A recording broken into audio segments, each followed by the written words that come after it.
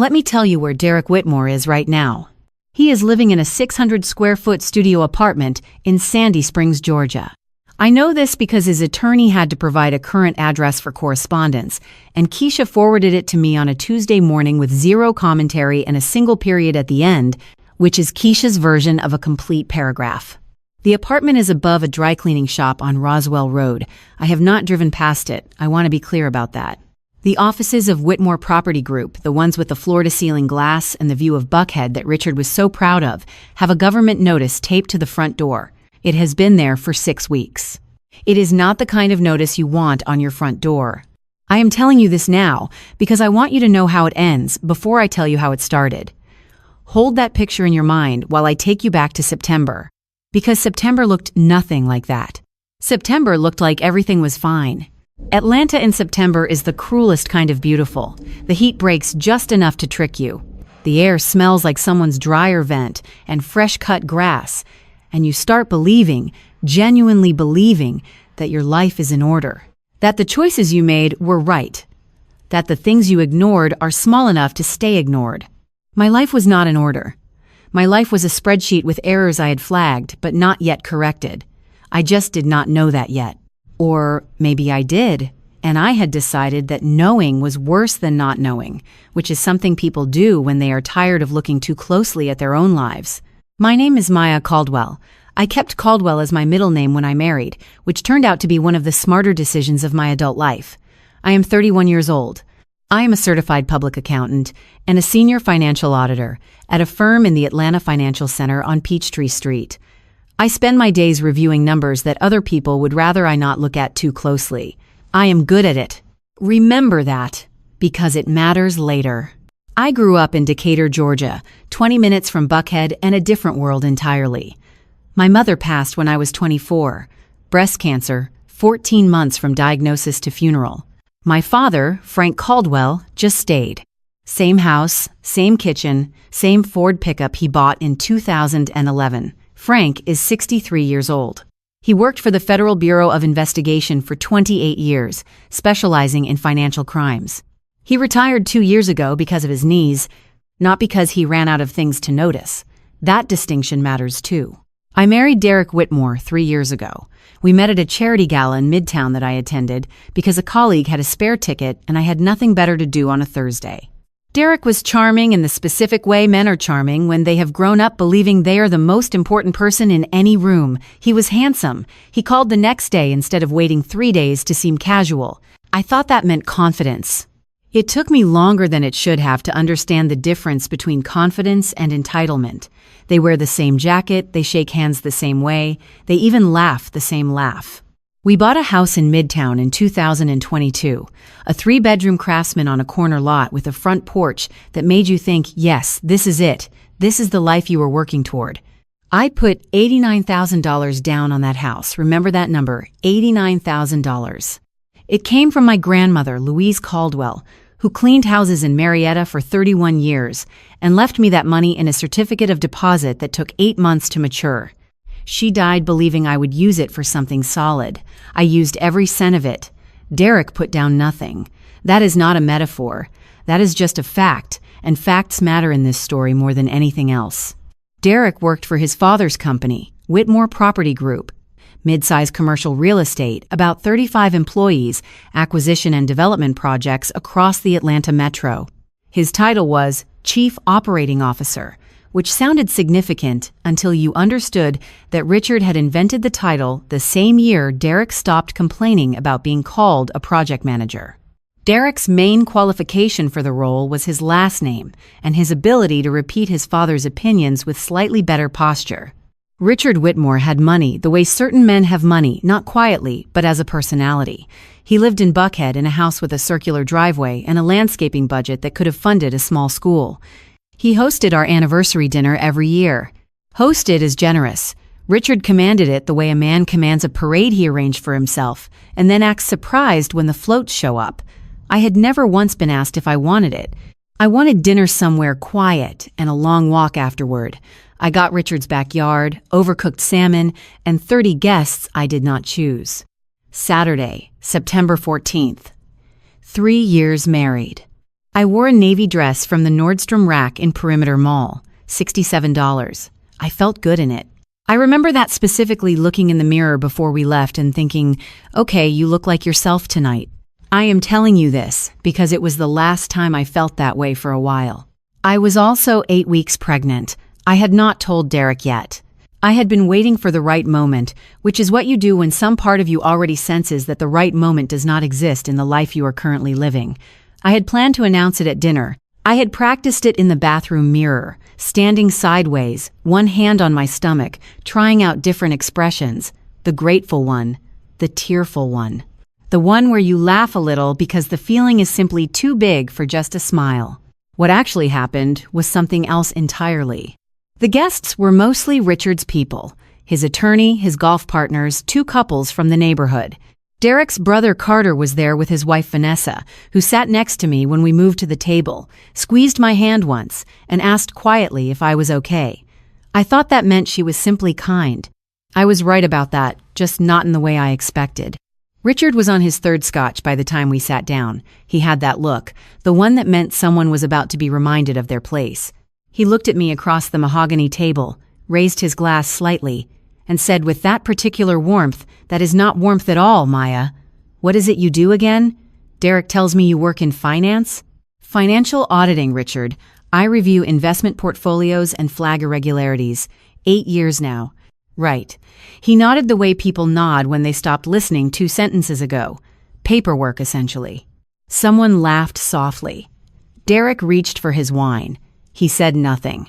That was only the beginning. The insults came in waves throughout the evening, each one delivered with a smile, like Richard was doing me a favor by pointing out everything I was not. My father came up first. We were still on the salad course when one of Richard's golf partners asked where I grew up. Before I finished answering, Richard leaned forward. Her father was a government worker. Federal. Good, honest work. The way he said honest made it sound like a consolation prize, like he was describing a car that ran fine but would never be anything you were proud to park in your driveway. Then the house.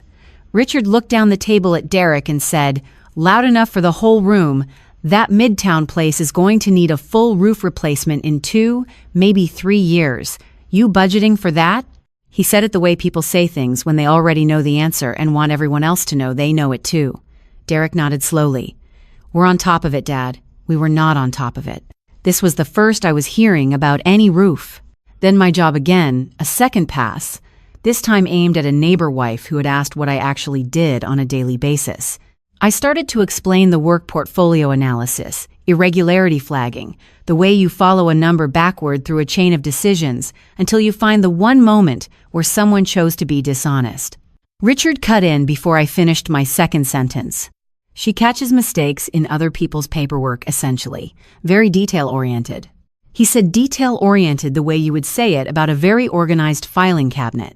"I processed $14 million in client assets last fiscal year. But sure, Richard, detail-oriented." Connor sat beside me through all of it. He laughed at 2 of his father's comments. He changed the subject once. He defended me exactly 0 times. Vanessa refilled her water glass and looked at the centerpiece arrangement. Carter, Derek's older brother, cut his salmon into smaller and smaller pieces and said nothing. Sometime around the main course, I made a decision. I had planned to wait for dessert. I had the whole thing choreographed, the gentle clink of a fork against a glass, the pause, the smile, the announcement delivered in that particular tone that signals good news before the words even arrive. I had practiced it. I had a version that was graceful and a version that was warm and a version where I teared up just slightly in a way that felt genuine because it was genuine. What I actually did was stand up between the entree and the dessert course when the table was full and the room was quiet in that particular after-dinner way and say, "I have some news I'd like to share." The room shifted. That good kind of shift where everyone leans in slightly without realizing they are doing it. Derek and I are expecting. I am 8 weeks along. For about 4 seconds, the room was everything I had imagined it would be. Richard's attorney started to clap.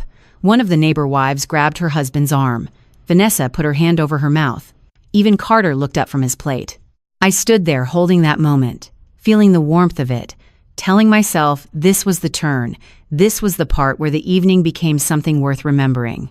Then Richard set down his scotch glass. "Well," he said, "let's hope the timing works out, financially speaking." That was it. That was his response to the announcement of his first grandchild. "Let's hope the timing works out, financially speaking." Someone coughed. The attorney stopped clapping. A chair shifted somewhere to my left. I do not entirely know what came over me in that moment. Maybe it was 8 weeks of hormones. Maybe it was 3 years of swallowing his comments like they were medicine I had to take to keep the peace. Maybe it was the simple fact that I had just told this man he was going to be a grandfather, and his first instinct was the budget. I looked at Richard and said, "The timing is fine. We are fine. But thank you so much for the warmth, Richard. It is genuinely overwhelming." Sarcasm is not my preferred instrument, but when someone hands it to you already loaded, it would be wasteful not to use it. Richard's face changed. Not dramatically, just a tightening around the jaw, a slight narrowing of the eyes. He did not speak. He looked at Derek instead, the way men like Richard look at their sons when they need something handled. Derek stood up. He put his hand on my arm, just above the elbow, and leaned close enough that I could smell the wine on his breath. "Do not embarrass me in front of my father." His voice was low and tight and completely controlled. I pulled my arm back. He slapped me, open hand, right side of my face, hard enough that the sound carried into the kitchen. I know it carried into the kitchen because one of the catering staff told Diana's investigator so, 7 weeks later, when she gave a voluntary statement. 30 people in that room, forks down, eyes wide, not one of them moved. Richard picked up his scotch glass. Vanessa looked at her plate. She rearranged her napkins slowly, the way you do something with your hands when you need your face to stay still. Carter stared at the centerpiece. The neighbor wife who had grabbed her husband's arm 60 seconds ago was now studying the tablecloth. I stood there with my face burning and the room ringing and 30 pairs of eyes that could not quite look directly at me. The monogrammed napkins on the table ivory with a navy W for Whitmore were the ones I had selected from the caterer's catalog 3 weeks earlier. I had approved the menu. I had confirmed the head count. I had responded to every email within 24 hours because I thought that was what you did when you were trying to be part of a family. I picked up my purse from the back of my chair. I walked through the kitchen. The catering staff looked at the floor. I went out the side door, crossed the driveway, and got into my car. I sat there for 11 minutes. My hands were shaking too badly to find the ignition. I was not crying. I did not cry.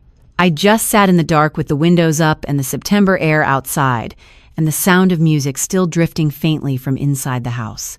Eventually, I picked up my phone. I called my father. My father picked up on the second ring. I did not say much. I said his name, and then I said I needed him, and then I said, "Please come." That was enough. Frank Caldwell spent 28 years working financial crimes for the Federal Bureau of Investigation. He has interviewed people in conditions that would make most adults lose their composure entirely.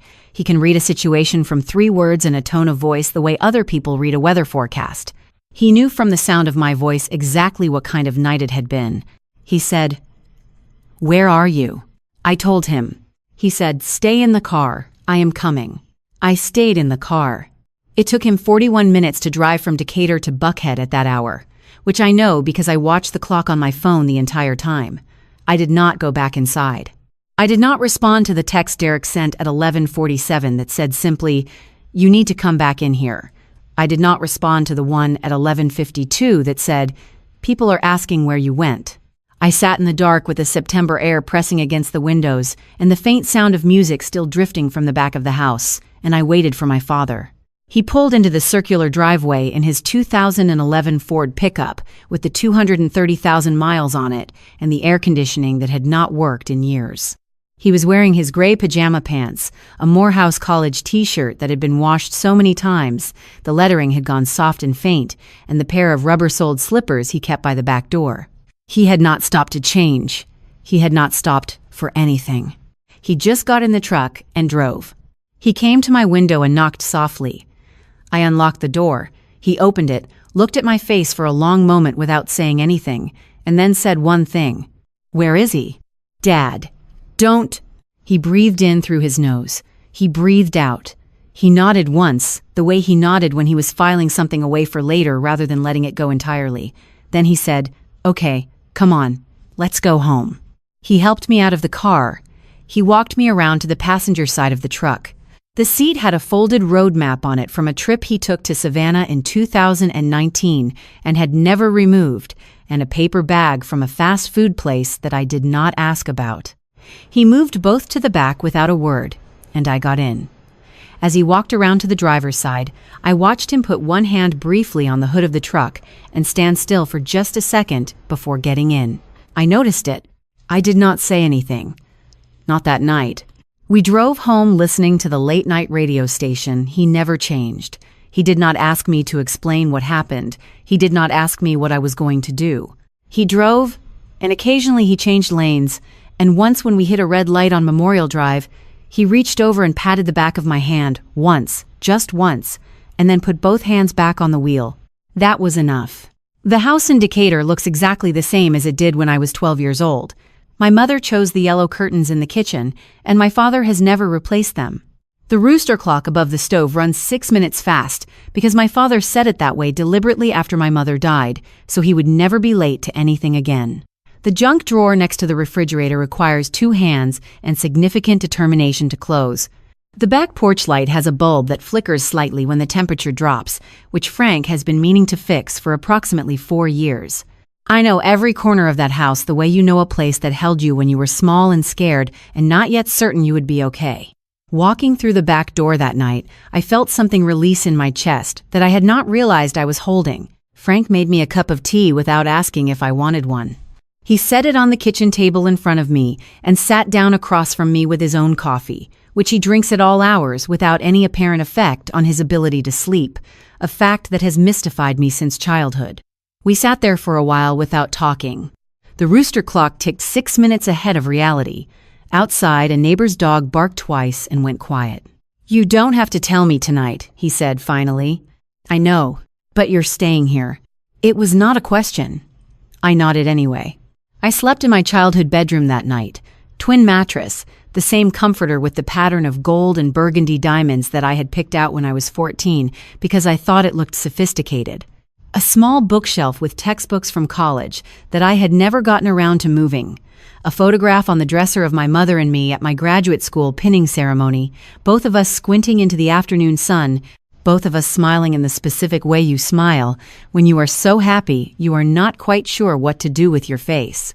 I lay there in the dark and put my hand on my stomach and thought about the 8 weeks of life happening quietly inside me, completely unconcerned with any of this, going about its business with the focused determination of something that simply intends to exist. I did not sleep for a long time, but I was safe. For the first time in several hours, I was genuinely, completely safe. And that, on that particular night, was the only thing that mattered. I moved out the next morning. Not in the dramatic sense. I did not hire a moving truck or call a lawyer or change my locks. I drove back to the Midtown house at 8:15 in the morning while Derek was still asleep, packed 2 suitcases and a canvas tote bag with the things I needed most immediately: my laptop, my work files, my grandmother's watch from the top of the dresser, my prenatal vitamins, and a photograph of my mother and I was back in Frank's driveway by 9:40. The whole thing took less than an hour. I did not leave a note. Derek started texting at 9:53. I know the exact time because I saved every single message. My father taught me that. You save everything, he used to say, not because you think you will need it, but because the people who destroy evidence always assume you did not bother to keep any. The text came in what I now recognize as a pattern. I have since learned there is a name for it, a cycle that repeats itself with such consistency across so many different situations that researchers have documented it in clinical literature.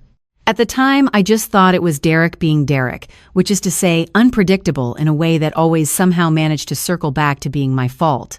Sunday, 9:53 in the morning. Baby, I am so sorry. I don't know what came over me. That wasn't me. You know that isn't me. Sunday, 2:17 in the afternoon. You can't just leave without talking to me. We are adults. We need to handle this like adults. Sunday, 6:41 in the evening. My dad feels terrible about last night. He wants you to know that. Can you please just come home so we can talk? Monday, 8:22 in the morning. I've been up all night. I'm worried about you and the baby. Please just let me know you're okay. Monday, 1:15 in the afternoon. People are starting to ask questions. This is getting embarrassing for both of us. Monday, 7:08 in the evening. I spoke to Carter. He agrees you overreacted. You said something that provoked the situation and you know it. I did not respond to any of them. I sat at Frank's kitchen table and drank ginger ale and stared at the yellow curtains my mother had chosen and let the messages stack up like leaves against a closed door. The morning sickness was significant. I will not spend too much time on this, except to say that a twin mattress is a geometrically efficient surface for nausea, in that you are already curled into the smallest possible version of yourself and the bathroom is never more than 4 steps away. I called in sick to work for 2 days and told my supervisor I had a stomach virus, which was technically accurate in the way that a lot of things I said that week were technically accurate. On Tuesday evening, I was standing at the kitchen counter, looking for a pen in the drawer next to the refrigerator, the one that requires 2 hands and determination to open, when I noticed the windowsill behind the coffee maker. There were 3 prescription bottles lined up there, partially hidden behind a paper towel roll. I recognized the pharmacy label format immediately. CVS, Dr. Abraham Zuckerman, filled September 2nd. I did not recognize any of the medication names, but I recognized the instruction labels. Take with food, do not skip doses, avoid grapefruit and certain blood thinners. One of them said, contact your physician immediately if you experience shortness of breath or irregular heartbeat. I picked up all 3 bottles and carried them to the table. Frank was in the living room watching the evening news at the volume he preferred, which was loud enough to hear from the driveway. I stood in the doorway. "Dad, what are these?" He looked over. He looked at the bottles. He looked back at the television. Vitamins. "These are not vitamins. This one says avoid grapefruit. Vitamins do not interact with grapefruit. It's nothing serious, just some heart stuff the doctor wanted me to keep an eye on." Heart stuff. I sat down in the chair across from him and put the bottles on the coffee table between us. "You have 3 prescription bottles hidden behind the coffee maker, and you are describing it as heart stuff." He muted the television. That was how I knew he was taking me seriously. Frank Caldwell does not mute the evening news for small things. "It is called atrial fibrillation," he said. "It means my heart occasionally beats irregularly. Dr. Zuckerman has had me on medication for 4 months. It is manageable. I did not tell you because you had enough going on and I did not want you to worry." "You did not want me to worry," I repeated. "That is correct. Dad, you are 63 years old and you have a heart condition and you drove to Buckhead at midnight in your pajamas." My heart was fine the entire drive. I checked. He said this completely seriously, which was somehow both alarming and comforting at the same time. I looked at him sitting there in his recliner with the muted television behind him and the 3 prescription bottles on the coffee table between us, and I felt something tighten in my chest that had nothing to do with pregnancy. "Hormones. You are going to call Dr. Zuckerman tomorrow," I said. "I have an appointment next week." "Tomorrow." He looked at me for a long moment. Frank Caldwell spent 28 years interviewing people who did not want to tell him things. He knew when he had met someone who was not going to move. "Fine," he said. "Tomorrow." He unmuted the television. I put the bottles back on the windowsill where he could see them, not hidden behind anything, and went back to the kitchen. Outside the window, the Decatur street was quiet and dark and completely ordinary. I made myself a piece of toast and ate it standing at the counter and thought about all the things people hide behind coffee makers when they do not want the people they love to worry. Then I went back to the table and opened my laptop. I had work to catch up on. I always had work to catch up on. And lately, some of that work was becoming very, very personal. The letter arrived on a Thursday. It came in a standard white envelope, forwarded from the Midtown house to Frank's address in Decatur. I had set up mail forwarding the day after I moved out, mostly because I did not trust Derek not to let things pile up on the kitchen counter unopened, which was something he did with alarming regularity, even with bills that had the word final printed in red across the top. The return address said Piedmont Federal Savings, Atlanta, Georgia. I did not recognize the name. I opened it, standing at Frank's kitchen counter with a glass of water in my other hand, reading it the way I read most things quickly, looking for the number that mattered most. The number that mattered most was $166,000. I read the letter again, then I read it a 3rd time. Then I set down the water glass and read it a fourth time, slowly, the way you read something when you are hoping that the words will rearrange themselves into something less alarming if you give them enough time. They did not rearrange themselves. The letter was a payment notice for a home equity line of credit. Account type, home equity line of credit. Lender, Piedmont Federal Savings. Primary borrower, Derek A. Whitmore. Co-signer, Maya R. Caldwell Whitmore. Monthly payment due, $1,412. I had never taken out a home equity line of credit. I had never spoken to anyone at Piedmont Federal Savings in my life. I had never signed anything that described itself as a home equity line of credit. I was a senior financial auditor who reviewed loan documentation professionally. I knew exactly what a home equity line of credit was, and I knew with complete certainty that I had never agreed to be co-signer on one. My hands were steady when I picked up my phone. I had been doing this job long enough to know that shaking hands are useful for exactly nothing. I called Keisha Morris. Keisha and I had been friends since our first year at Georgia State, where we bonded over a shared hatred of a particular statistics professor and a shared love of the Waffle House on Memorial Drive that was open at 2 a.m. when everything else was closed. She had gone into law rather than accounting, which I had always thought was the right instinct for someone with her specific combination of intelligence and impatience. She was currently a paralegal at a family law firm in Buckhead, which meant she knew exactly who I needed to talk to. She picked up before the second ring. I told her what the letter said. She was quiet for 4 seconds. Then she said, "Do not touch anything else in that envelope. Do not call Derek. Do not call the bank. I am calling Diana right now, and I will get back to you in 20 minutes. She called back in 16. Diana Osei's office was on the 14th floor of a building on West Peachtree Street in Midtown, with a view of the Atlanta skyline that on a clear day went all the way to Stone Mountain. Diana herself was in her mid-40s, with reading glasses on a beaded chain and a way of sitting in her chair that suggested she had never once been uncertain about anything. She had a framed photograph on the credenza behind her desk of herself on a boat off the coast of Cumberland Island, holding a large fish with both hands and smiling in a way that indicated the fish had significantly underestimated the situation. Her handshake was the kind that tells you immediately who you are dealing with. Her first question was, "Did you sign anything in the last 2 years that you did not read completely?" "No. I read everything. I work in financial auditing. I review documents professionally. I have strong feelings about footnotes." She almost smiled. "Good, that is going to help." Her second question was, "How much do you know about your husband's family business?" I told her what I knew. The size of the operation, the title Derek held that his father had invented, the way money moved through the company in patterns that I had begun to notice over the past several months but had not yet fully mapped. Diana listened without interrupting. Then she brought in Victor Reyes. Victor was a forensic accountant with 20 years of experience and the specific energy of a person who finds bank statements genuinely exciting. He told me about his professional background within the first 3 minutes of our meeting, which I did not ask about, but which I found oddly reassuring. He also told me his preferred spreadsheet software. I did not ask about that either.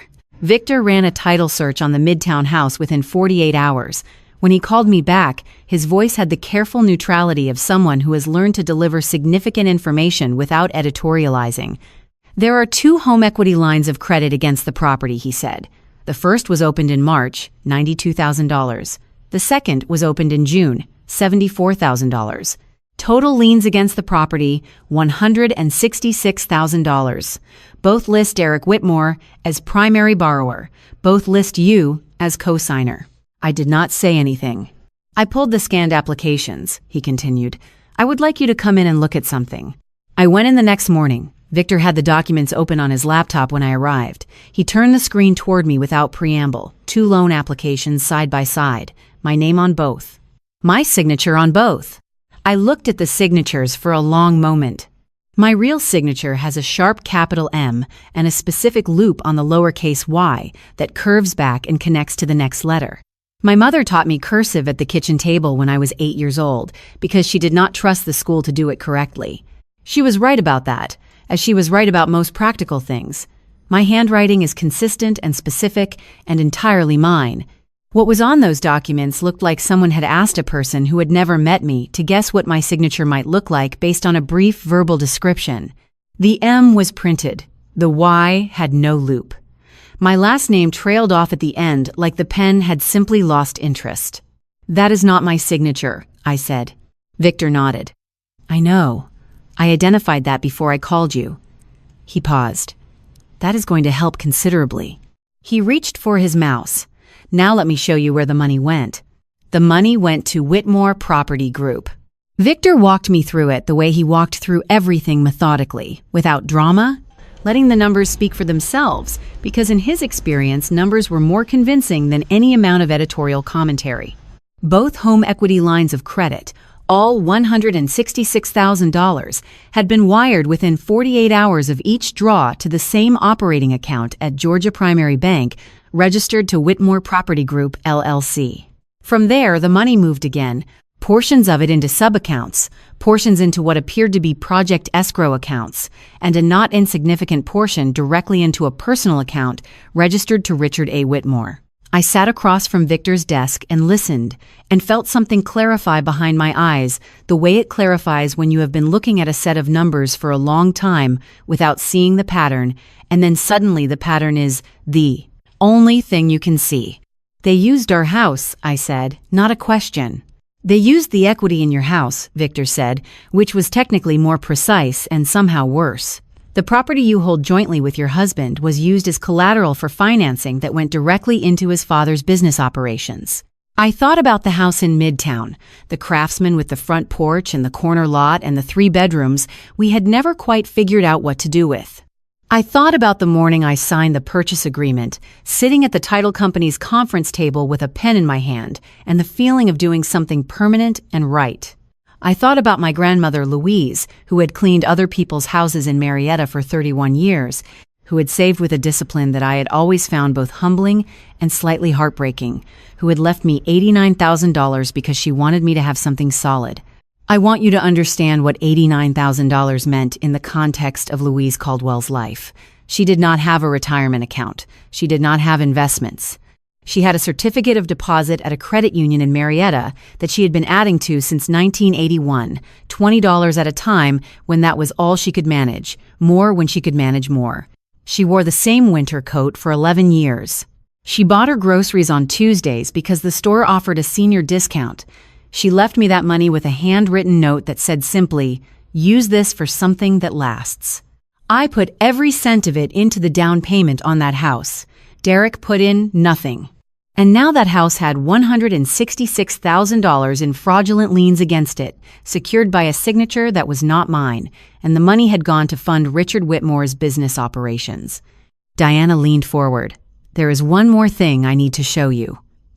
She opened a folder on her desk and slid a document across to me. "Do you recognize this?" I recognized it immediately. It was the post-nuptial agreement that Richard had been pushing Derek to get me to sign for the better part of 8 months. Derek had called it a family planning document, which is a phrase that means absolutely nothing legally, and he knew it. I had kept saying I would review it later. He had kept saying his father was getting impatient. I had read it twice and found it vague enough to be suspicious, but had not yet taken it to an attorney. That was a mistake I would not make twice. "If you had signed this," Diana said, "it would have reclassified the Midtown property as Derek's separate asset. Your name would have come off the deed. You would have had no ownership claim and no legal standing to challenge the home equity lines of credit because the property would no longer be yours." I looked at the document. I looked at Diana. The postnup was designed to cover the fraud. "The postnup was designed to remove you from the picture before you found the liens," she said. "Richard knew what Derek had done. The agreement was the exit strategy. Get your name off the deed first, and by the time you discovered the loans, there would be nothing you could do about them." I sat with that for a moment. 8 months of Derek bringing up that document at dinner, in the car, on Sunday mornings when I was trying to drink my coffee in peace. 8 months of Richard asking Derek with increasing impatience whether I had signed yet. 8 months of what I had read as vague financial protectiveness that I found irritating but not alarming. It was not protectiveness. It was a timetable.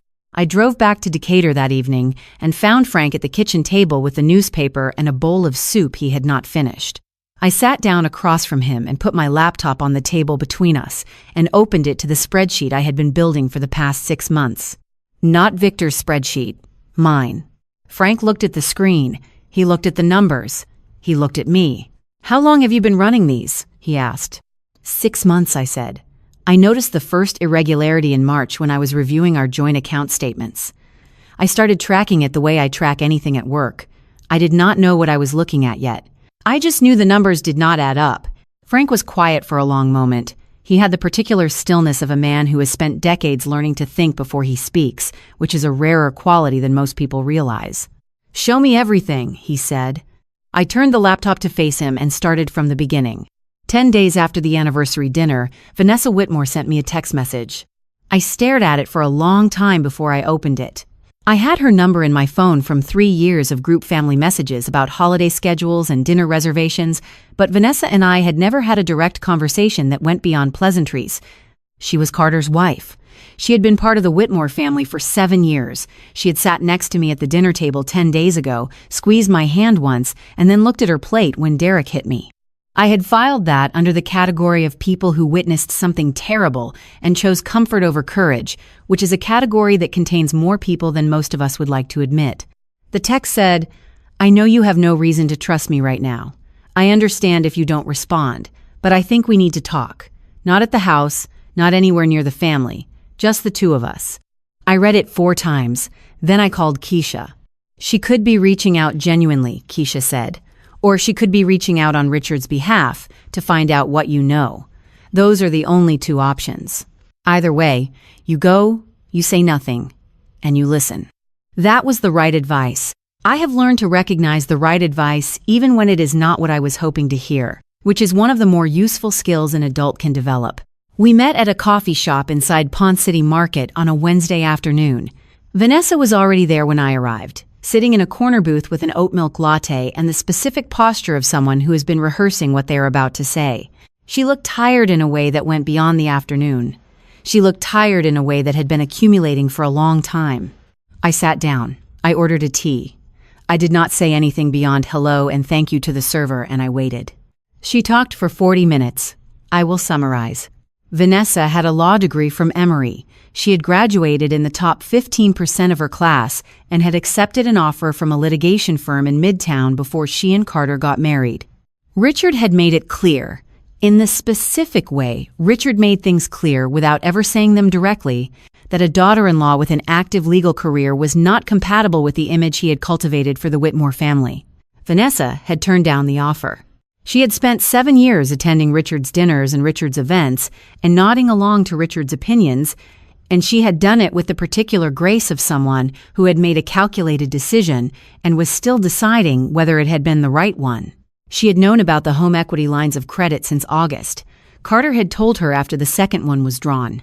He had not known the full scope of what his father and Derek were doing, but he had known enough to be uncomfortable, and his way of managing discomfort was to tell his wife and then continue doing nothing, which Vanessa described without any particular bitterness as simply Carter being Carter. She had not told me in August because she had not known me well enough to trust me with it. She had not told me in the week since the dinner because she had been trying to figure out what the right thing to do was and whether she was brave enough to do it.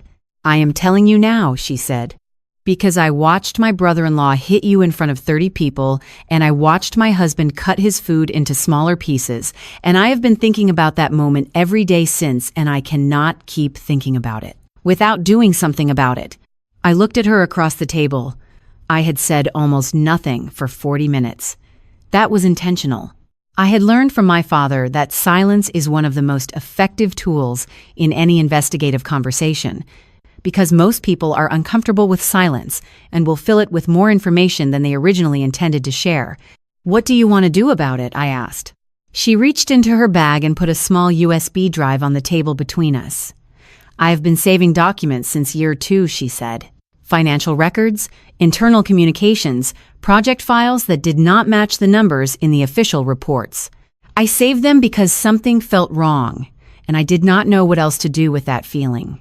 I was not sure who to give them to until now." I looked at the drive. I looked at Vanessa.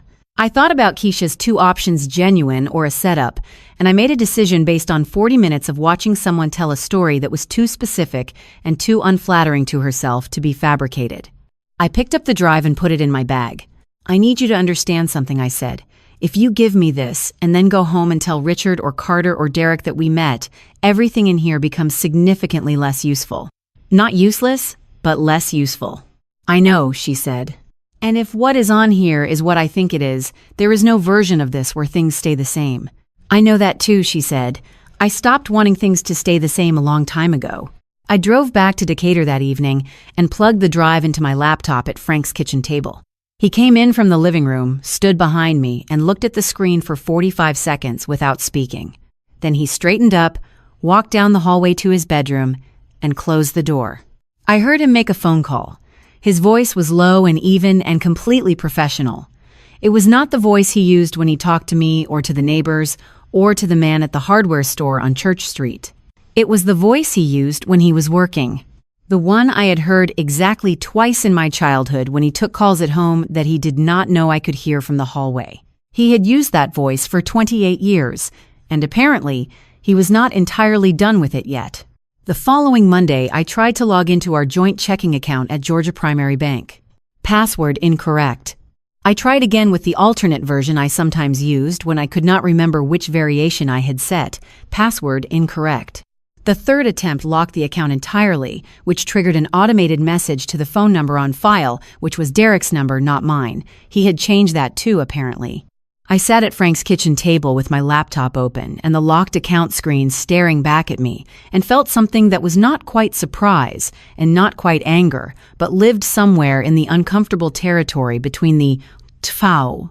I called the bank's customer service line. The representative had the careful, coached neutrality of someone who had been trained to deliver difficult information without editorializing. She told me that the account password had been changed 4 days earlier by the primary account holder. I asked for the current balance. There was a pause, the kind that contains the sound of someone checking their screen and deciding how to say what they are about to say. "The current balance is $412, she said. There had been $11,400 in that account 8 days ago. I knew this because I checked the balance every morning the way other people check the weather first thing, before coffee, because my mother had kept a running balance in a small notebook inside her purse and updated it after every transaction, and I had inherited both the habit and the understanding of why it mattered. $11,400 to $412. Derek had moved the money. All of it, or close enough to all of it, that the difference was not worth discussing. I wrote the balance down in my notebook, noted the date and time, and called Diana. She told me to document everything and said she had been expecting something like this. She said it in the tone of someone who had seen this particular move so many times that it had stopped being surprising and become simply a data point. She said we would address it in the filing.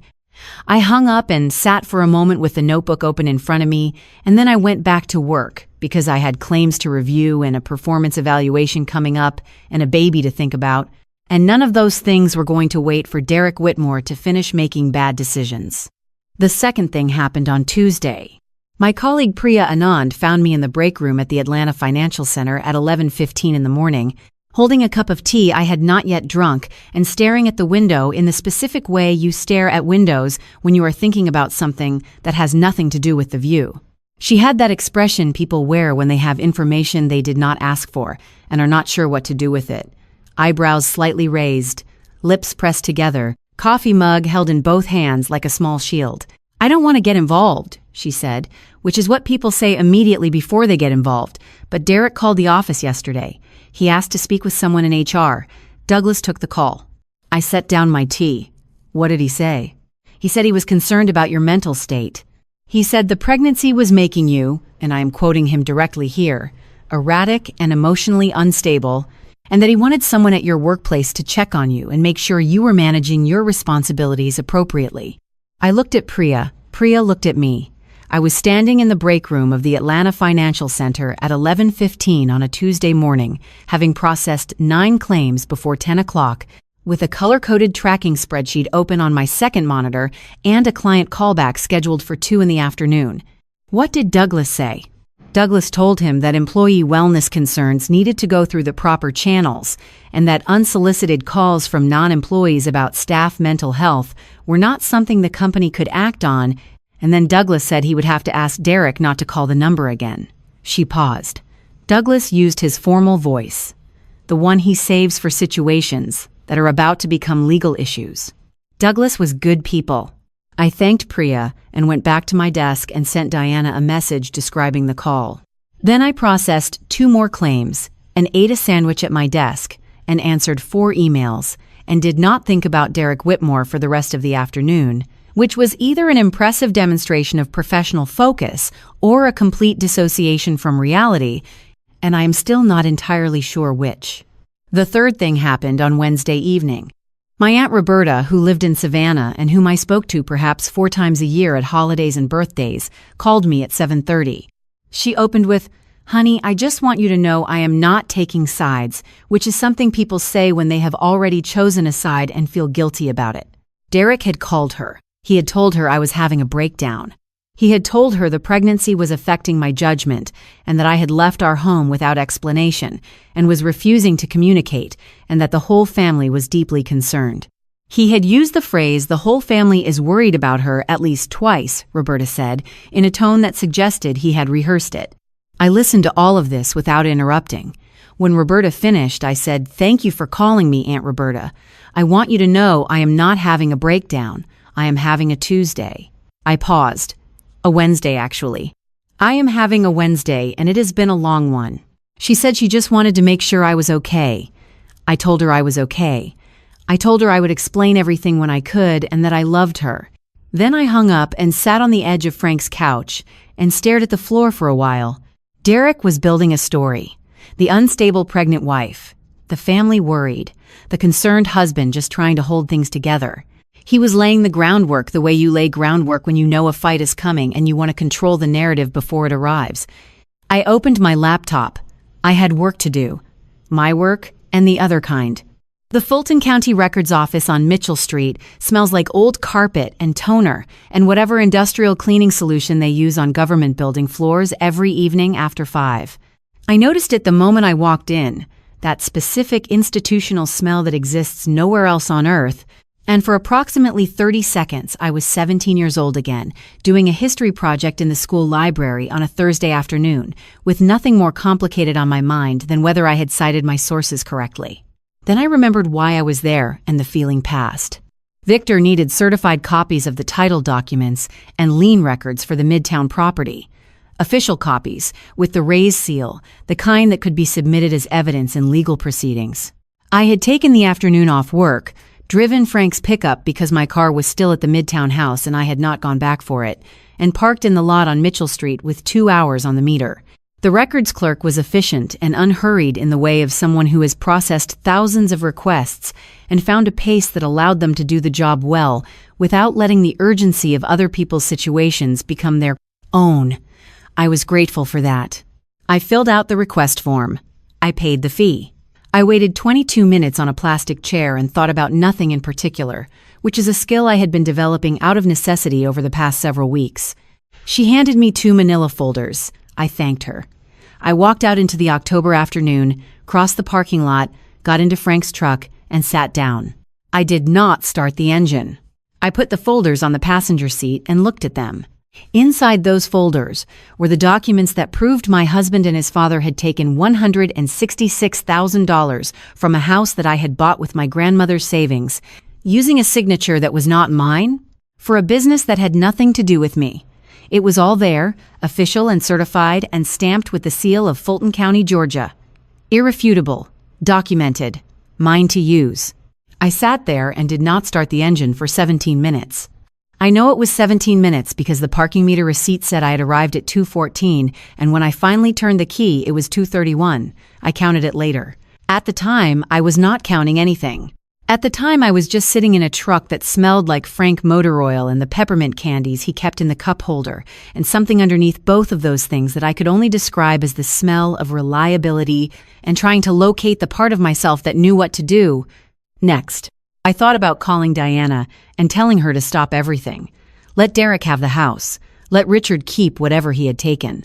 Move somewhere small, somewhere quiet, raise this baby alone, and never say the name Whitmore again for the rest of my life. I thought about this seriously and in detail. I thought about what that version of my life would look like in 5 years, in 10. I thought about whether I could live in it. My thumb found Diana's number in my contacts. I got as far as the green call button. I sat there with my thumb on it for what felt like a long time, but was probably less than 30 seconds.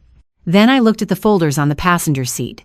I thought about my grandmother Louise standing at someone else's kitchen sink in Marietta in 1981, $20 set aside, adding it to the account at the credit union because she believed that small, consistent things compounded into something real if you were patient enough and disciplined enough and refused to spend what you had saved on anything that did not last. I thought about the note she left with the money. Use this for something that lasts. She had not meant a house, specifically. She had meant the principle of the thing, the idea that what you build with what you have earned deserves to be protected, that walking away from something that belongs to you is not the same as choosing peace. It is just a different kind of loss. I put the phone down. I started the truck. The engine made its usual sound, which Frank described as character, and I described as a reason to budget for repairs. I drove to Diana's office and dropped off the folders with her assistant and drove back to Decatur. That evening, I was sitting at Frank's kitchen table with my laptop open and 3 folders of documents spread across the surface and a cup of tea that had gone cold when I felt it. One small, deliberate movement. Low and interior. Unmistakable once you know what you are feeling for. Like a tap from the inside of a very small door. I put both hands flat on the table and held very still. It came again, slightly stronger, slightly more certain. I sat there in Frank's kitchen with the rooster clock ticking 6 minutes ahead of reality and the yellow curtains my mother had chosen moving slightly in the draft from the window unit, and I felt the specific, clarifying certainty of something that simply intends to exist, regardless of the complications surrounding its existence. Frank came in from the living room, took one look at my face, and said nothing. He went to the stove, heated up the soup from dinner, put a bowl in front of me without asking, and sat down across the table with his newspaper. We did not talk for a while. We did not need to. The next morning, I brought my personal laptop to Diana's office and opened a folder I had not shown anyone yet. I want to explain what this folder was, because context matters here. I am a senior financial auditor. My job, at its most fundamental level, is to look at numbers and determine whether they represent reality. Not whether they are legal, not whether they are ethical, but whether the figures on the page correspond to something that actually happened in the world. I am good at this the way some people are good at hearing a note played slightly flat, not because I was trained to be suspicious, but because inaccuracy has a texture I can feel before I can fully articulate what is wrong. I had noticed the first irregularity in March, 7 months before the anniversary dinner. I was reviewing our joint account statements, looking for a charge I could not place, and I found instead a series of transfers that did not have clear originating descriptions. Small amounts individually, significant in aggregate. Moving in a pattern that I recognize from my professional work as the kind of pattern you create when you are trying to make something large look like something small. I did not say anything to Derek. I opened a separate document and started tracking. Over the next 6 months, I built what I can only describe as a parallel audit, not of our personal finances specifically, but of the Whitmore Property Group projects I could access through the documents Derek left on our shared home network, the ones he had never thought to password protect because it had apparently not occurred to him that his wife, whose job was literally reviewing financial documents for a living, might one day look at them. I found 14 commercial development projects across the Atlanta metro area in which the reported acquisition and renovation costs were significantly higher than the actual costs I could verify through public records, contractor databases, and permit filings. The average inflation per project was $24,000. Across 14 projects over 2 years, the total discrepancy was approximately $340,000. That money had come from private investment funds whose principals believed they were financing legitimate commercial development. They were not. I laid all of this out for Diana and Victor that morning. Diana listened without interrupting, which I had come to understand was her version of being impressed. Victor pulled up his own spreadsheet and began cross-referencing my numbers against the documents from Vanessa's USB drive, and within 40 minutes he had confirmed 12 of my 14 findings and identified 2 additional projects I had not yet reached. Neither of them said anything for a moment when I finished. Then Victor said, "You had this before the anniversary dinner." "I had most of it," I said. "I was still verifying 2 of the projects. I wanted to be certain before I did anything with it." "How certain did you need to be?" I thought about that. Certain enough that there was no version of the numbers that told a different story. I have been wrong about data before. Not often, but it has happened. I did not want to be wrong about this. Diana looked at me over her reading glasses. "You were not wrong about this." That evening, I drove back to Decatur and found Frank at the kitchen table finishing a bowl of soup. I set my laptop in front of him and opened the audit folder without explaining what it was. He read through it in silence for 11 minutes, which I know because I watched the clock on the microwave. He did not ask clarifying questions. He did not make sounds of surprise. He read the way he had always read significant documents, with complete stillness and total attention. When he finished, he looked up. "You built this yourself," he said. "Yes." "Over 6 months?" "Yes." "While living in the same house as Derek?" "Yes." He was quiet for a moment. $340,000 across 14 projects, he said, not as a question, but as a man committing a number to the part of his memory where important things were stored. "That is the conservative estimate," I said. "Victor thinks the actual figure may be higher once he finishes the full review of Vanessa's documents." Frank nodded slowly. He pushed back from the table slightly and looked at the ceiling for a moment in the way he looked at ceilings when he was organizing his thoughts into the sequence they needed to be in. "There are 3 agencies that need to know about this," he said. "The Georgia Securities and Exchange Division, because the investment fund fraud is a state securities violation. The Federal Bureau of Investigation Atlanta Field Office, because the aggregate amount and the involvement of multiple investors across state lines triggers federal jurisdiction. And the Georgia Real Estate Commission, because Whitmore Property Group holds a broker license that is now implicated in documented fraud." He paused. "The order matters. You notify the state first, then federal, then the licensing board. That sequence protects the integrity of each investigation."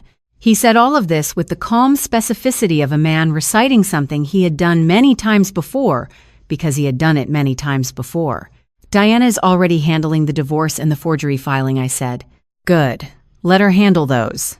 These 3, he tapped the table once. "I know who to call." He stood up, carried his bowl to the sink, rinsed it, and placed it in the drying rack. Then he went to his bedroom and made 2 phone calls. I sat at the kitchen table and listened to the low, even sound of his voice through the closed door and thought about the 28 years he had spent doing exactly this work and how it had never entirely left him and how grateful I was for that. He came back out 20 minutes later. He poured himself a glass of water and sat back down. "The right people know now," he said. "Let Diana do her job." I asked him who he had called. He picked up his newspaper. "People I used to work with," he said. The conversation was over. Diana called me on a Thursday morning with what she described as an unexpected development. I had learned by that point to parse Diana's language carefully. When she said unexpected, she did not mean surprising in the way that most people meant surprising. She meant that something had happened outside the normal sequence of events that she had mapped in her mind, and that she was already 3 steps ahead of figuring out what to do with it. Diana Osei did not experience surprises the way other people did. She experienced new information. "Carter Whitmore contacted my office yesterday," she said. "He asked to meet with me privately, without Derek, without Richard, without any family member present.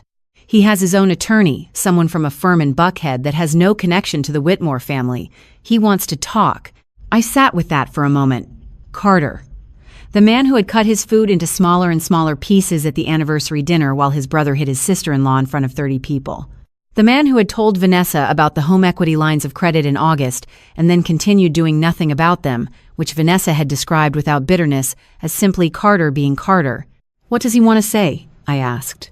"I do not know yet," Diana said, "but the fact that he retained independent counsel before reaching out suggests he is thinking about this seriously. People who want to manage a situation call the family lawyer. People who want to cooperate with an investigation get their own. The meeting happened the following Tuesday. I was not there. Diana had been clear that my presence would complicate the dynamic, and I had learned to trust Diana's read on dynamics. I sat at the Atlanta Financial Center and processed claims and waited for her to call. She called at 4:15 in the afternoon. Carter confirmed that Richard directed the entire scheme, she said. Both home equity lines of credit were Richard's idea, executed through Derek with Richard's explicit instruction and oversight. The investment fund fraud across the 14 projects was also Richard's design, implemented over a period of approximately 3 years. Carter was aware of portions of it. He signed documents he was told were standard project paperwork without being given the full context. He believes, and his attorney believes, that his exposure is significantly lower than Richard's or Derek's, which is why he is willing to cooperate fully. How fully? I asked. Fully enough to be a witness, Diana said. Fully enough to provide documentation, communications, and testimony. Fully enough to matter.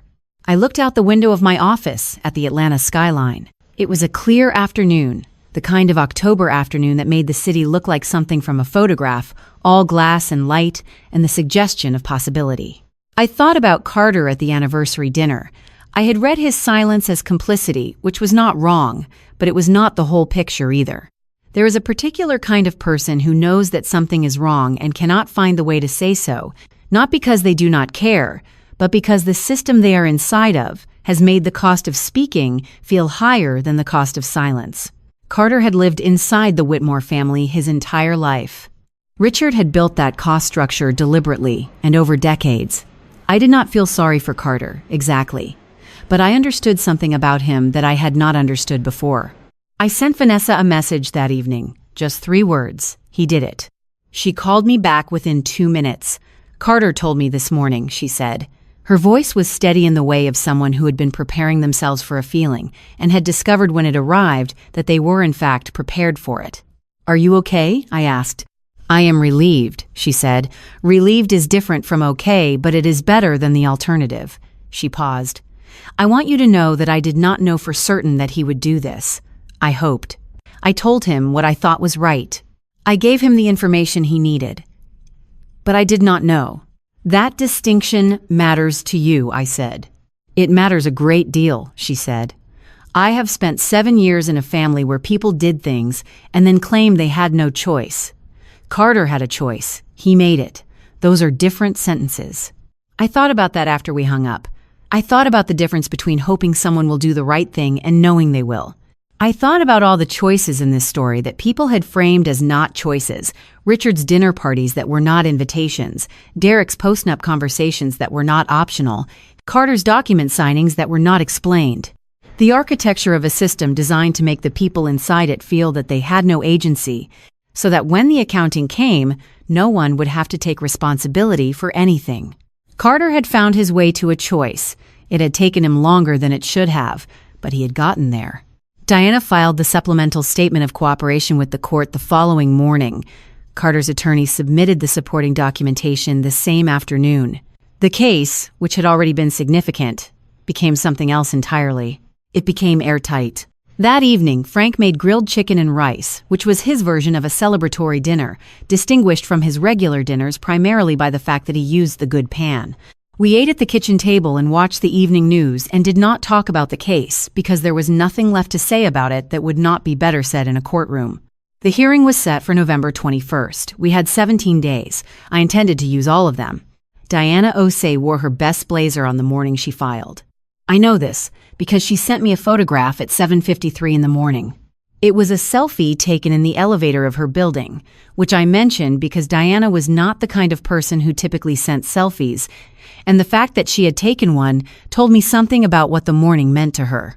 She was wearing a deep burgundy blazer over a black turtleneck, her reading glasses on their beaded chain, her expression the specific combination of composed and purposeful that I had come to associate with her at her best. The caption said simply, "Dressed for the occasion." I saved the photograph. I still have it. The 3 filings happened simultaneously at 9 o'clock on a Tuesday morning in early November. Diana hand-delivered each one personally, which she did not have to do and which told me something about how she understood the weight of what she was setting in motion. The first, was the divorce petition at Fulton County Superior Court, with an emergency motion to freeze all marital assets, pending equitable distribution.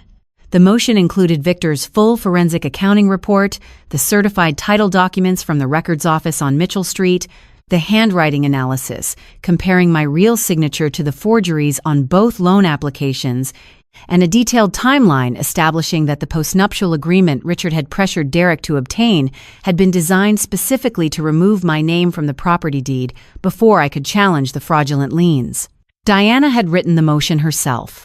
I had read it twice the night before and found it to be one of the more precise and devastating documents I had ever encountered, which is saying something given my professional relationship with documentation. The second filing was a formal complaint with the Georgia Real Estate Commission regarding Whitmore Property Group's broker license. The complaint detailed the 14 projects, the inflated valuations, the discrepancy between reported and actual costs, and the use of private investment funds to finance what amounted to a coordinated scheme of misrepresentation. Victor's analysis was attached in full. Carter's cooperative statement was included as a supporting declaration. The third was a referral to the Fulton County District Attorney's Office regarding the forged signatures on both home equity loan applications. 2 counts of forgery in the first degree under Georgia law, which carries penalties significant enough that Pemberton, Richard's corporate attorney, had apparently gone very quiet when he was informed of this development later that afternoon.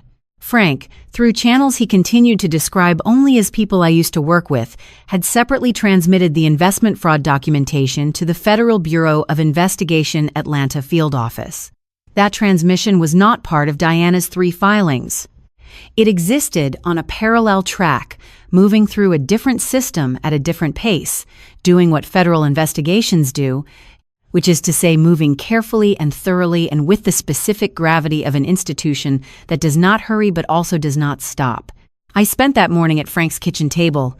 I had taken the day off work. I had told my supervisor I had a personal matter to attend to, which was accurate in the way that describing a hurricane as weather is accurate.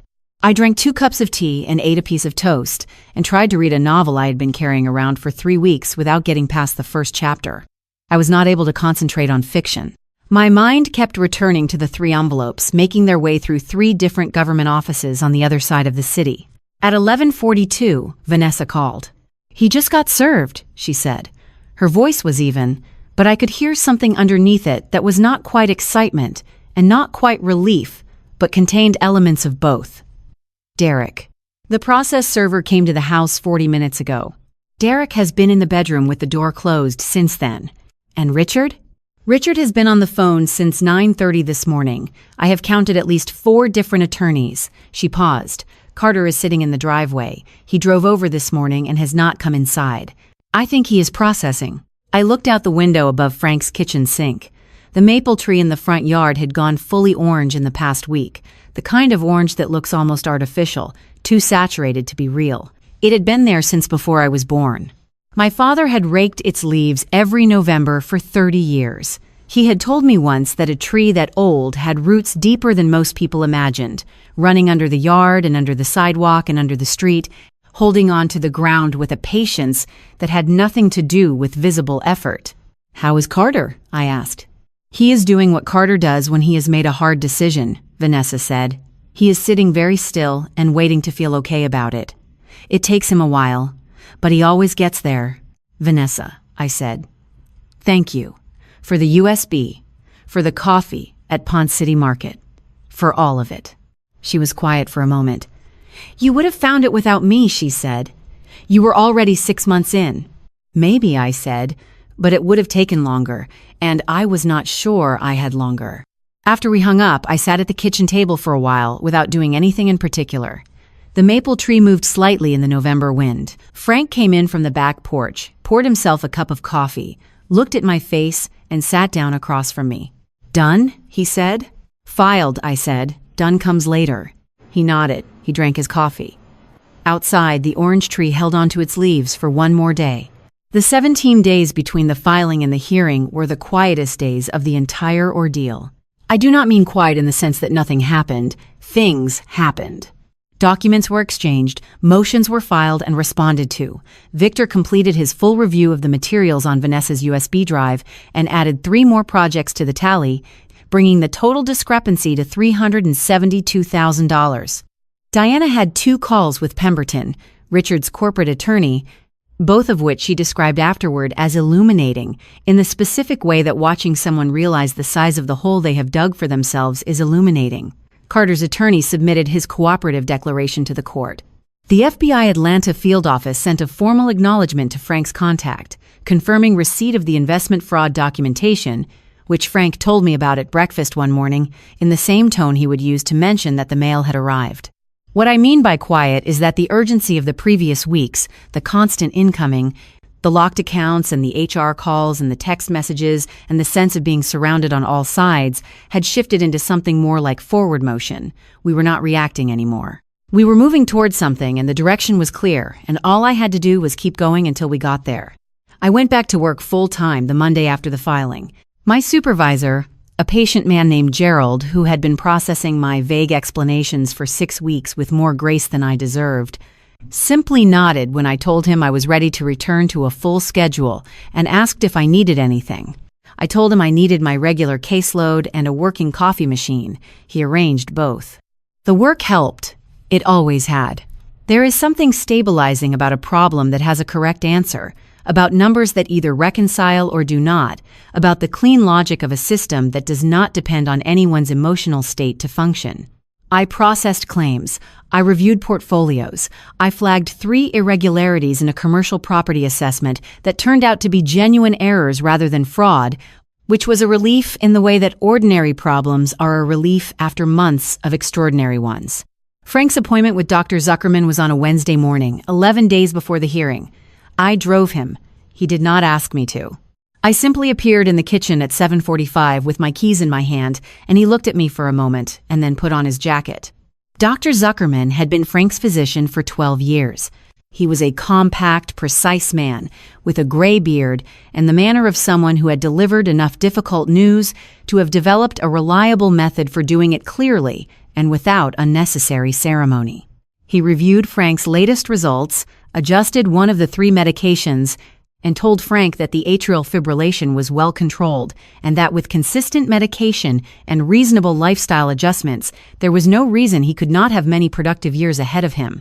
What kind of lifestyle adjustments? Frank asked. Dr. Zuckerman looked at the coffee cup Frank was holding. We have discussed this before, he said.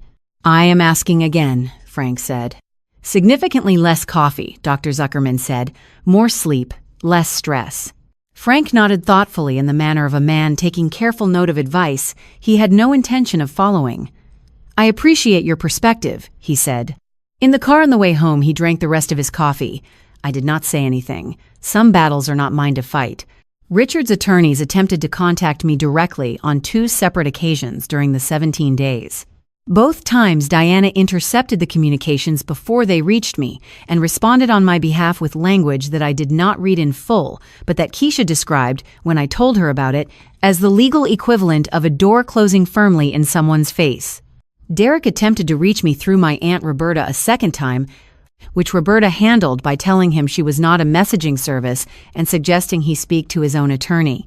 I had underestimated Roberta. The evening of November 20th, the night before the hearing, I was sitting at Frank's kitchen table at 10:30, doing what I had been doing every evening for 17 days, which was reviewing documents and making notes and trying to anticipate every possible question a courtroom might generate. Frank came out of the living room in his pajamas and slippers, went to the stove and put the kettle on. He did not ask if I wanted tea. He simply made it, set a mug in front of me, and sat down across the table with his own. We sat there for a while in the particular silence that belongs only to people who have known each other long enough that silence does not require filling. You ready? He said finally. I thought about the question. I thought about the audit folder, the certified documents, the handwriting analysis, the cooperative declaration, the $372,000 across 17 projects, the post-nup that was supposed to make me disappear before I found any of it. I thought about the $89,000 my grandmother had saved $20 at a time. I thought about sitting in Frank's truck in the Fulton County parking lot with my thumb on Diana's number and choosing not to press it. "I have been ready for 6 months," I said. Frank looked at me across the kitchen table with the yellow curtains my mother had chosen behind him and the rooster clock ticking 6 minutes fast above the stove. He nodded once, slowly, the way he nodded when something was settled. "I know," he said. "I just wanted to hear you say it." We finished our tea. I went to bed. I did not sleep for a long time, but when I did, I slept without dreaming, which was the best sleep I had gotten in weeks. I wore my grandmother's watch to court. It was a Timex with a scratched face and a brown leather band that had softened with age to the texture of something that had been handled with care for a long time. Louise Caldwell had worn it every day for 27 years, through 31 years of cleaning other people's houses, through the deposit of $20 at a time into a credit union account in Marietta, through every ordinary Tuesday that had compounded, with patience and discipline, into the $89,000 she left me. The watch had not worked in 11 years. I wore it anyway.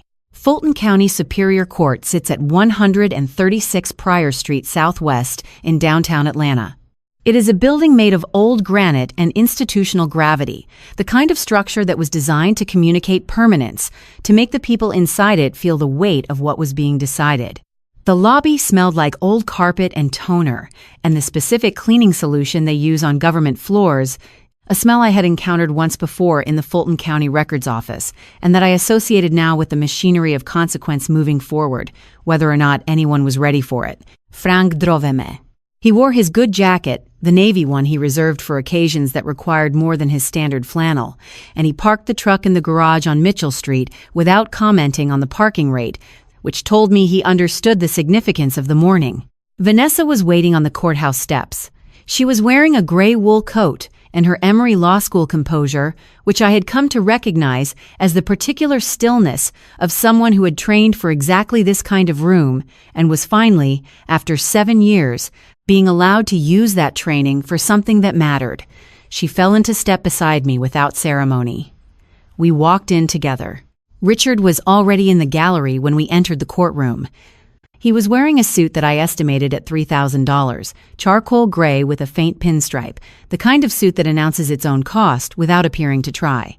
He had his hands folded on his knees and his jaw set in the expression of a man who had decided that the appropriate response to being held accountable was dignity, which I suppose was one approach. His attorney, a corporate lawyer named Stanhope, whom I recognized from filings, sat beside him with a leather portfolio and the focused stillness of someone being paid to remain calm on behalf of someone who was not.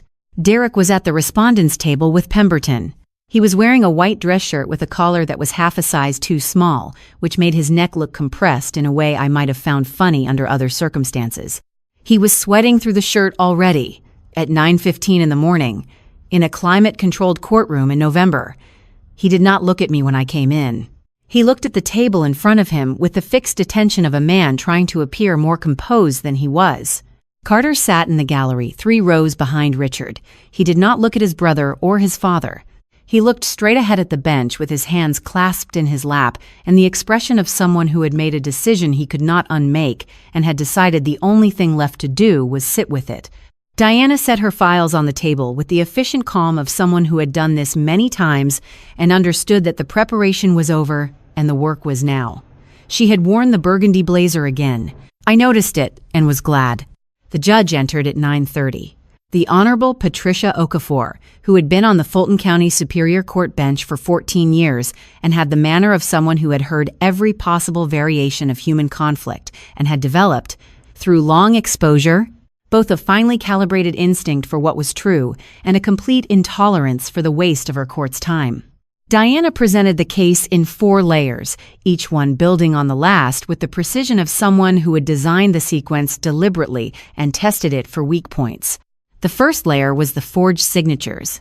She put the comparison on the courtroom screen, my real signature, from 3 different verified documents on the left, the signatures from the 2 loan applications on the right. She walked the court through the specific characteristics of my authentic signature, the sharp capital M, the distinctive loop on the lowercase y that curves back to connect with the following letter, the consistent pen pressure throughout. She noted the findings of the certified handwriting examiner, whose report had been submitted with the original filing. Then she indicated the forgeries. The printed M, the Y with no loop. the last name trailing off with the diminishing confidence of someone who had lost interest in the deception halfway through. She let the comparison sit on the screen for a moment without speaking. "Your Honor," Diana said, "I would ask the court to consider whether the respondent's claim of implicit authorization is consistent with what is visible on this screen." Judge Okafor looked at the comparison for approximately 5 seconds. Then she looked at Pemberton. Pemberton looked at his portfolio. The second layer was the money trail. Victor's full forensic accounting report, reduced to its essential sequence for the court HELOC drawn, funds wired Whitmore Property Group account, Richard Whitmore personal account. Clean, documented, irrefutable. The third layer was the 14 projects. Diana presented the discrepancy analysis in summary form: total reported costs versus total verified actual costs, $372,000 across 17 commercial development projects over 3 years. She noted that a formal complaint had been filed with the Georgia Real Estate Commission and that a federal investigation was currently underway. The latter stated without elaboration and in a tone that left the room in no doubt about what federal investigation meant. Richard's face moved through several colors during the third layer. It started at its customary ruddy pink, shifted to something pale, settled briefly into gray, and arrived finally at a shade I could only describe as the color of a man watching something he spent decades building catch fire from the inside. Then Diana presented the postnuptial agreement. "Your Honor," she said, "the respondent's father began pressuring the petitioner to sign this document 8 months before the filing of this petition. The document, if signed, would have removed the petitioner's name from the deed of the marital property, eliminating her legal standing to challenge the fraudulent liens. The timing of this pressure, which began shortly after the first home equity line of credit was drawn, establishes that this agreement was not estate planning." She paused for exactly the right amount of time. This was evidence destruction scheduled in advance. The courtroom was very quiet. Judge Okafor looked up from the document in front of her. She looked at Richard, she looked at Pemberton, she looked at Stanhope. None of them said anything. Pemberton made his argument first. He was a tall man with the particular confidence of someone who had spent 30 years being paid to sound certain, and he deployed that confidence now with the full force of his professional training. He argued that Maya had demonstrated implicit authorization of the home equity lines of credit through her ongoing participation in marital financial decisions, that the signatures in question were consistent with a woman who signed documents in varied conditions and at different times, and that the forensic handwriting analysis relied upon by the petitioner was a matter of expert opinion rather than established fact. He said all of this with a straight face. I will give him credit for that. Diana did not raise her voice when she responded. She did not need to. She simply pulled up the signature comparison on the courtroom screen one more time and asked the court to observe the capital M on the left side of the display versus the capital M on the right.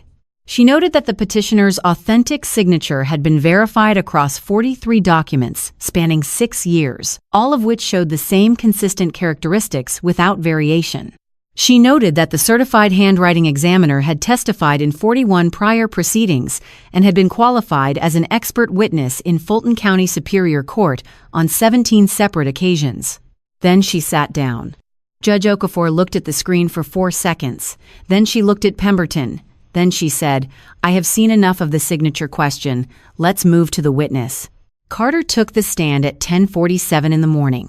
He had dressed carefully, in a dark suit and a plain tie, the clothes of someone who understood that what he wore that day would be part of how people remembered what he did. He sat upright in the witness chair and kept his hands folded on the rail in front of him, and looked at Diana when she spoke to him and answered every question in a clear, even voice that did not waver. He confirmed that Richard had conceived and directed the scheme to draw the home equity lines of credit against the Midtown property. He confirmed that Derek had executed the draws under Richard's explicit instruction and with Richard's ongoing oversight. He confirmed that the investment fund fraud across the 17 commercial development projects had been Richard's design, implemented systematically over 3 years. He confirmed that he had signed documents he was told were standard project paperwork without being given full context, and that he understood now what those documents had been used for. Pemberton cross-examined him for 11 minutes. It was not enough. Carter had spent 17 days preparing with his own attorney, and the answers he gave were specific and consistent and supported at every point by the documentation that Diana had already submitted to the court. There was nowhere for Pemberton to go that Diana had not already been. When Carter stepped down, he walked back to his seat in the gallery without looking at Richard or Derek. He sat down. He folded his hands in his lap. He looked straight ahead. Judge Okafor took 12 minutes to review the full record before she spoke. The courtroom was quiet in the way that rooms are quiet when everyone in them understands that what is about to be said will not be reversed. She granted the emergency motion. All marital assets were frozen, pending equitable distribution, including the Midtown property, all joint accounts, and any financial instruments held jointly by the parties. The fraudulent liens were flagged for expedited review. The $89,000 of separate property contribution was noted in the record with a specificity that told me Diana had written that section of the motion herself. Then Judge Okafor addressed the matter of Whitmore Property Group's broker license. Given the formal complaint filed with the Georgia Real Estate Commission and the evidence presented in the current proceeding, she was referring the license status for immediate administrative review. The license was suspended pending the outcome of that review. No new contracts, no active brokerage activity, no revenue. 35 employees, Diana had told me, who came to work every morning under the assumption that the company they worked for was legitimate. Richard sat in the gallery and did not move. His face had completed its journey through the colors I had watched it travel during Diana's presentation and had arrived somewhere beyond all of them at a blankness that I recognized as the expression of a man who had believed, until this morning, that the system would find a way to accommodate him, as it always had. The system had not found a way. Stanhope leaned over and said something in Richard's ear. Richard did not respond. He stared at the bench with the fixed attention of a man watching something he spent decades constructing come apart in a room he could not leave. Derek stood up too quickly when the session was adjourned and knocked his chair back against the bar. He caught it, straightened it, and then walked into the hallway with the careful deliberateness of someone maintaining composure through physical effort. I found him waiting near the elevator bank. He was sweating through his collar, and his eyes had the specific, unfocused quality of someone whose internal model of how the day would go had been replaced, rapidly and completely, by something he had not prepared for. Maya. His voice was unsteady in a way I had not heard before. 5 minutes. Please. Just 5 minutes. I did not stop walking. I did not look at him. I did not slow my pace by a single step. I had nothing to say to Derek Whitmore in the hallway of the Fulton County Superior Court or anywhere else, not 5 minutes worth and not 5 seconds worth and not 5 words worth.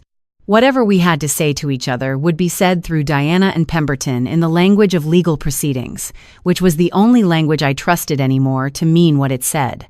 I walked the length of the hallway. At the far end, near the doors that opened onto Pryor Street, Frank was standing with his hands in the pockets of his navy jacket, watching me come toward him with the steady patience of a man who had learned a long time ago that the most important thing you could do for someone you loved was simply to be exactly where you said you would be. I reached him. He held the door open. We walked out into the November morning together. "How did it go?" he said. "The way it was supposed to," I said. He nodded. We walked to the truck. Frank did not say anything on the drive home.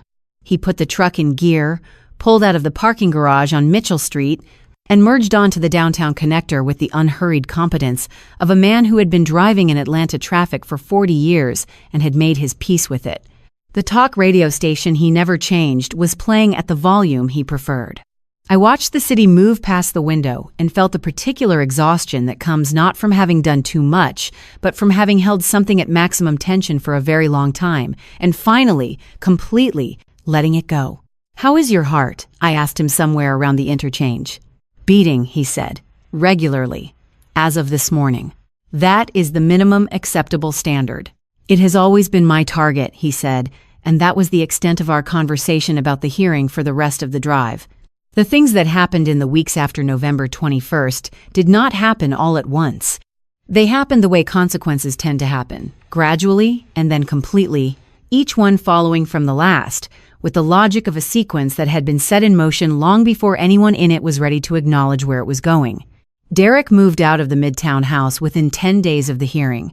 He did not have much choice. The asset freeze meant he could not touch the property, could not sell it, could not refinance it, could not do anything with it except leave it sitting on a corner lot in Midtown, while the courts determined what it was worth and who was entitled to what portion of it. He took his clothes and his laptop and the espresso machine he had bought without consulting me and moved into the 600-square-foot studio in Sandy Springs above the dry cleaning shop on Roswell Road, which is where I told you he was at the beginning of this story. Richard retained a criminal defense attorney the week after the hearing. Not Stanhope, who handled corporate matters, and not Pemberton, who handled family law-adjacent disputes, but a specialist, someone whose practice was devoted entirely to white-collar criminal defense. The name of the firm appeared in a filing Diana forwarded to me with a brief note that said simply, "They hired the right kind of lawyer." That tells you something. It told me that Richard understood, finally, and without the buffer of denial he had maintained throughout the hearing, exactly what he was facing. The Federal Bureau of Investigation Atlanta Field Office opened a formal investigation into Whitmore Property Group in the first week of December. Frank told me about it on a Wednesday morning over breakfast, in the same tone he used to mention that it was going to rain. He had heard from his contact. The investigation was active. It would take time. Federal investigations always took time because they were built to be thorough rather than fast, and thoroughness in a case of this scope meant months rather than weeks. But it was moving. Whitmore Property Group's broker license remained suspended. 35 employees had been notified. 3 of the private investment fund principals whose money had financed the inflated development projects filed civil complaints in the weeks following the hearing. The glass office in Buckhead, with the floor-to-ceiling windows and the view Richard had been so proud of, sat empty, the notice still taped to the front door, the phone going to voicemail. Carter cooperated fully with the federal investigation. His attorney had negotiated the terms carefully, and Carter provided everything he had: documents, communications, a detailed account of every conversation he had been part of that was relevant to the scheme. Vanessa filed for divorce from Carter in late November. She did it quietly, through her own attorney, without drama. When I asked her how she was, she said she was clarifying her situation, which I thought was one of the most precise descriptions of divorce I had ever heard. Diana informed me in early December that the $89,000 I had contributed to the Midtown property had been formally recognized in the court record as separate property, traceable to a specific inheritance, and documented through bank records and the certificate of deposit from my grandmother's credit union in Marietta. Whatever happened with the rest of the property, whatever the courts ultimately determined about the fraudulent liens and the equitable distribution, that money was mine. Louise Caldwell's $20 at a time, her 11-year winter coat, her Tuesday grocery discount, the certificate of deposit she had been adding to since 1981, was protected. I signed the lease on the old Fourth Ward apartment on a Saturday morning in early December. 1 bedroom, hardwood floors throughout, a kitchen that was just large enough to cook in if you were organized about it, which I was. The deposit was $2,100. I wrote the check from my personal account at a bank Derek had never known about, funded over 3 years from my own income, kept separate with the same instinct that had made me keep Caldwell as my middle name when I got married. The check cleared without incident. I moved in with 2 suitcases and a box of kitchen things and my grandmother's watch. I set the watch on the windowsill above the kitchen sink on the first evening, next to the prenatal vitamins, where I could see it from anywhere in the small apartment. Outside the window was a brick wall and, if you leaned slightly to the left, a narrow slice of the Atlanta skyline going amber in the late afternoon light. I stood in the empty living room that first evening and listened to the specific silence of a space that was entirely mine. No one else's preferences in the furniture arrangement. No one else's history in the walls. No one else's name on the lease but mine. The baby moved. Not the tentative first tap from the kitchen table indicator, but something more deliberate, more certain, the movement of something that had been growing quietly through all of this and had opinions now about the available space. I put my hand on my stomach and stood in the empty room in the amber light and thought about my grandmother cleaning houses in Marietta for 31 years and saving $20 at a time because she believed that small, consistent things compounded into something real if you were patient enough. I thought about Frank driving to Buckhead in his pajamas because some things do not require getting dressed first. I thought about Diana in her burgundy blazer holding 3 envelopes and understanding that how you carry yourself when you are ending something matters. I thought about the 30 people at the anniversary dinner who had not moved. I thought about how none of it had broken me. How I was standing here, in my own apartment, in my own light, with my grandmother's watch on my windowsill, and a baby who had opinions, and a father who answered on the second ring. I thought that was enough. More than enough. It was, in fact, exactly sufficient. I want to talk to you for a moment before we part ways. Not about the case, not about the lawyers or the documents or the courtroom, about something bigger than all of that. Here is what I have been thinking about since everything settled. We are taught, most of us, that keeping the peace is a virtue. That smoothing things over, staying quiet, choosing not to make a scene, is a form of grace. And sometimes it is. But sometimes the thing we call keeping the peace is actually just absorbing damage without complaint, which is not grace at all. It is something we do because we have been made to feel that our discomfort is less important than someone else's comfort, that our needs are negotiable in a way that other people's are not, that the cost of speaking is always higher than the cost of silence. It is not. The cost of silence compounds. It compounds the way debt compounds, quietly and consistently, adding weight to every day you carry it. And one morning you wake up and the weight is so familiar that you have forgotten it was ever added to you from the outside.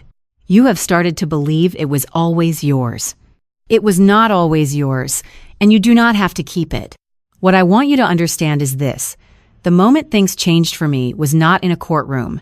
It was not when a judge granted a motion, or when a license got suspended, or when a man who had spent years making me feel small watched his empire catch fire in a room he could not leave. Those things were satisfying. I will not pretend otherwise. But they were not the moment. The moment was in a parking lot, in a truck that smelled like peppermint and reliability.